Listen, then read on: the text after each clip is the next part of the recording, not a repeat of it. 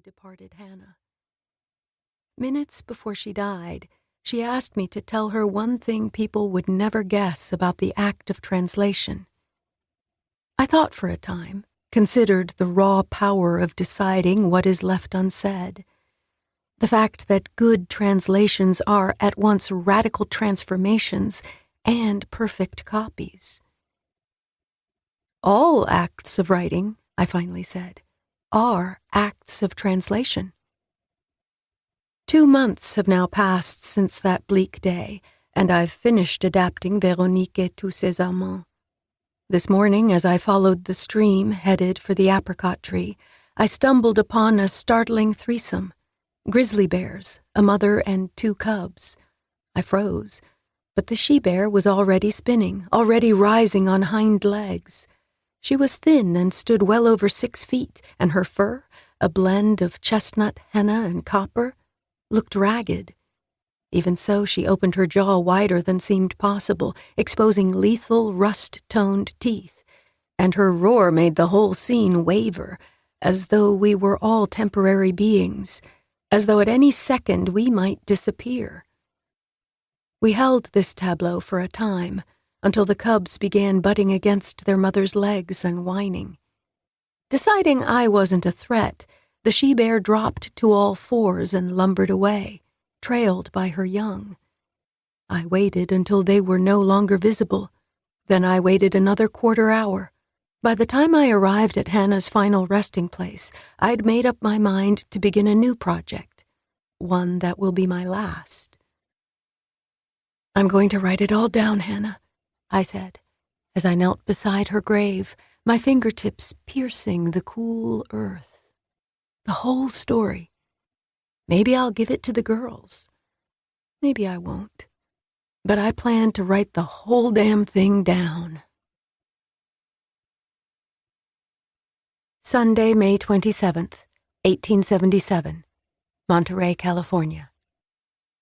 This 10-room villa, built by Spanish missionaries 4 decades ago, was far too big for me and Hannah, but we took it right after we arrived in California when I was pregnant with you, Marina, and you, Bridget, and we thought we needed the space.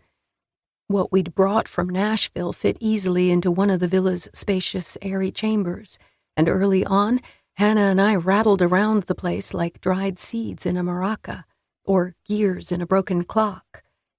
Hannah loved to barter, though, nearly as much as she loved to work with her hands, so over the years our home became stocked and, eventually, overrun with refurbished rockers and step stools, with grandfather clocks and divans, with drop-leaf tables and glass front hutches, with hundreds of cloth and leather-bound volumes.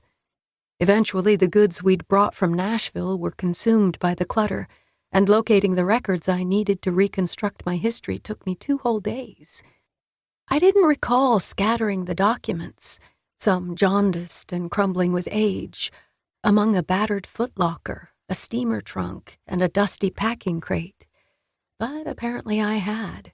Or perhaps my dear Hannah had dispersed them. Perhaps she, like me, had sought these reminders only when she was sure she was alone in the villa, hoping to give me, as I'd hoped to give her, the impression that she was looking doggedly forward, toward the future, and never back into the past. To support my story, I've gathered newspaper clippings, correspondence, a child's charcoal and pastel drawings, an antique playscript that rightly belongs in a vault at the Smithsonian, a red cloth-bound book published in 1828 about the Venetian poet Gaia Valentino, volumes 3, 6, 8, 9, 11, 14, and 21 of the Encyclopedia Britannica, 8th edition. Now that I've spread this archive of evidence across the work table Luke and John set up for me on the veranda, I am cowed by the enormity of my task. I consider quitting before I start. Then I picture the 2 of you, Marina and Bridget, Bridget and Marina. My daughters, I whisper, daughters of chaos. I make myself a cup of hibiscus tea.